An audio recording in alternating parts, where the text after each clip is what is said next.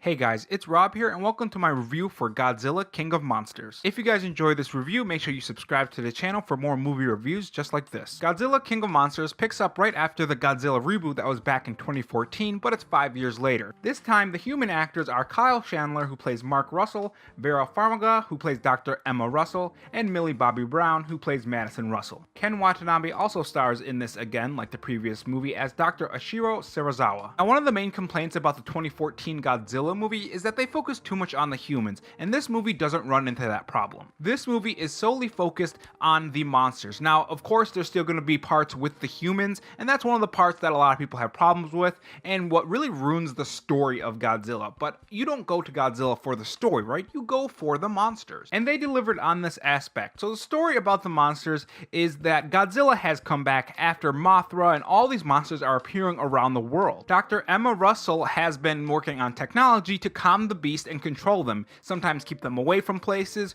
or even calm them down. And this device gets into bad guys' hands, and they use it to release a lot of monsters and cause a lot of destruction. Now, where the monster fights come in is that there's an alpha, which is Mothra, and he's controlling all these monsters and telling them to attack the world. Now, seeing as Godzilla is also an alpha, of course they're going to be fighting out for the dominance of the two species. Now, I do think Godzilla King of Monsters made a mistake when they tried to focus a lot on the monsters in the 2014 version, but they fixed it in this, but they still do have that human aspect, and that's the part that a lot of critics are focusing on right now. And yes, if you focus on the human side of Godzilla King of Monsters, all you're gonna see is a very bad movie. Because the human side of Godzilla is not good. It has never been good. There are times when, yes, it does work, but usually the human side is rarely noticed and people don't really care about that. They go to see Godzilla and Mothra and all these cool monsters fighting each other. That's why we see this movie, to see them fight, and the fights are spectacular. And the way Mothra dies in this movie is brutal. It reminded me of a fatality from Mortal Kombat. Godzilla King of Monsters also uses camera angle to its advantage. They make these monsters seem larger than life, larger than they even are in the movies, and it's fantastic. I love the way they use the camera in this film. And in this film, Godzilla is the protector of humanity. He's sort of the hero of the film. And at times, things can get predictable. When the humans are in trouble, you're gonna notice a pattern. They'll get in trouble, and then things will pause, they're about to die, and then Godzilla comes in and shoots a blast at whatever monster is going to be attacking them. It can get predictable, but it's still amazing to watch on screen. Now, the story of Mark Russell,